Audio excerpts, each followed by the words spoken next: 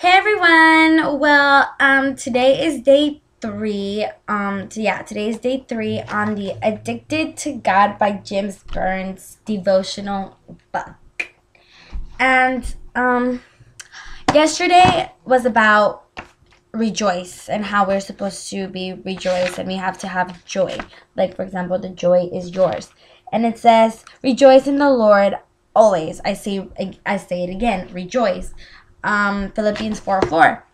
So we were just talking about that, and my friend was all like, "Wow, all day today, all I had in my head was rejoice, rejoice. We have to rejoice." So I was like, "Oh, that's cool, you know. I'm inspiring someone, or I don't know." Like in my head, I was like, "Oh my goodness, like I actually touched someone's life, even though she's in the same thing I am, you know." So it was pretty exciting. Um, So now today is day three, and today is day three. It's pretty long, so I'll make it kind of short.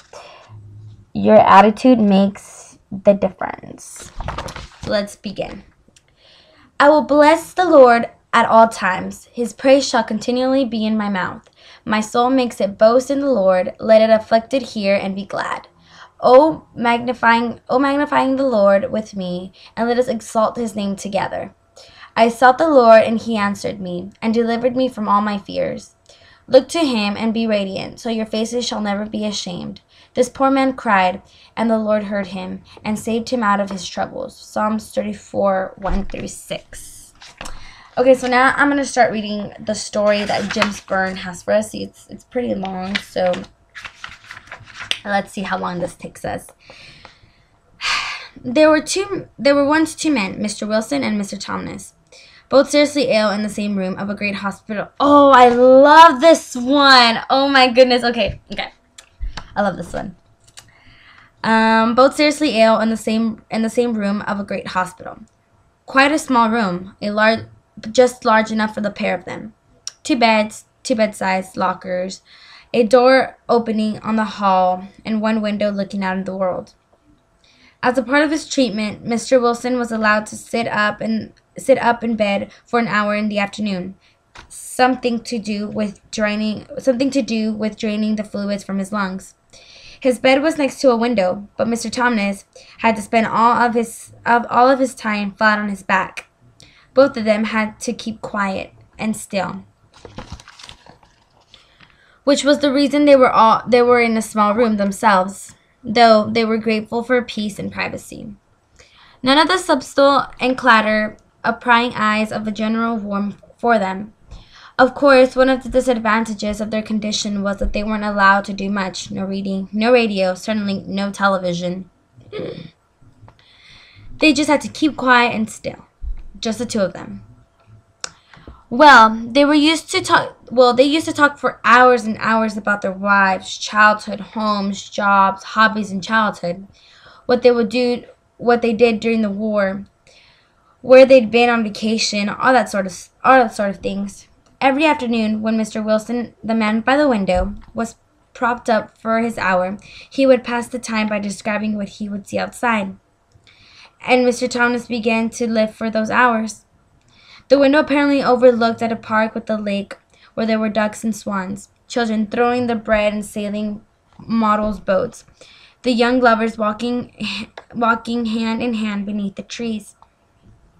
And there were flowers and stretches of grass, games of softball, people taking ease of the sunshine. And right at the back, behind the fringe of the trees, there was a fine view of a city skyline. Mr. Thomas would listen to all of this, enjoying every minute. How a child nearly fell into the lake, how beautiful the girls were in their summer dresses, then an exciting ball game or a boy playing with his puppy. It got so that he could almost see what was happening outside. Then one fine afternoon, when there was some sort of parade, the thought struck him, why would Mr. Wilson, next to the window, have all the pleasure of seeing what's going on? Why shouldn't I get a chance? I felt ashamed and tried not to think of that. He felt ashamed and tried not to think of that. But the more he tried, the more he wanted to change. He would do anything. In a few days, he turned sour. He should be by the window. He wrote it. He couldn't sleep and grew even more seriously ill, which the doctors couldn't understand. One night, as he stared at the ceiling, Mr. Wilson suddenly woke up, coughing and choking, the fluid congested in his lungs, his hands cropping for the call button that would bring the night nurse running. But Mr. Thomas watched without moving. The coughing ranked in the darkness. On and on Mr. Wilson choked and then stopped. The sound of breathing stopped. Mr. Thomas continued to stare at the ceiling. In the morning, the nurse came in with the water for their baths and found Mr. Wilson dead. They took his body away quickly with no fuss. As soon as it seemed decent, Mr. Thomas asked if he could be moved to the bed next to the window. So they moved him, tucked him in, and made him quite comfortable, and left him alone and be quiet and still. The minute they had gone, he propped himself up in one elbow, painfully and laboriously, and strained as he looked out the window. It faced the blank wall. And actually, I mean, it faced the blank wall, like nothing. It's just another part of another wall. I was like, oh my goodness, when I read this, I was like, oh wow. Your attitude makes all the difference in the world. Some people face a blank wall and see dry, chipped paint, while others, beautiful opportunities and numerous possibilities. How is your attitude today? In Jesus Christ, you have hope. In Jesus Christ, you have knowledge that although all is not bed of roses, God reigns in his victory and is victorious. With the good news of Jesus, your attitude can be positive, healthy, vibrant, and filled with joy. Because of God's goodness, you can look forward in a bright and glorious tomorrow. You can truly say, I will be blessed in the Lord at all times. His praise shall continually be in my mouth. So I really like this. I mean, I read it for 7 minutes only so you could fully understand and actually get a glimpse of what you're reading. Also because I'm like really, really tired and I want to go to bed and I'm going to be pulling an all-nighter tonight, but that is no excuse. I am sucking with my reading lately, but it's okay. It's okay. It's just because of the whole break that we had. Going deeper. These are the questions. What is your attitude of the psalmist in Psalms 34, 1 through 6? Take an attitude check today. What in your life could use a change of attitude? So these are things that you want to really just deeply. I'm going to read them again, just with yourself. It's what is your attitude of psalmist in Psalms 34, 1 through 6? And number 2, take an attitude check today. What in your life could change your attitude? Could be used to change your attitude. Further reading. There's a lot here. And due to the consuming time, I'm going to limit these so you can look, or I will put the verses down below. Psalms 25, 3, Psalms 36, 9, and Psalms 71, 6.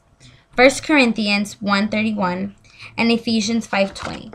So these are the verses that you kind of goes with this story. The main one, of course, was 34, 1 through 6. I will put the, not only the link, not links because I don't think there's links to this, but I will put the verses down below, not only the name, but the actual verses so you can actually understand. I mean, we have to be with such a great positive because, I mean, you can make someone's day. If someone's day is just completely horribly wrong and they're just having the suckiest day of their lives and they're really, like, literally speaking like, oh my God, I hate my day. I want it to be over already. They're only seeing the negative things about their day, but they need to see the positive things. So make the change and show God in you because that will make the best thing. Maybe probably that will just make their day and they'll turn to Christ. You'll just never know. So thank you so much for watching and see you tomorrow. Bye.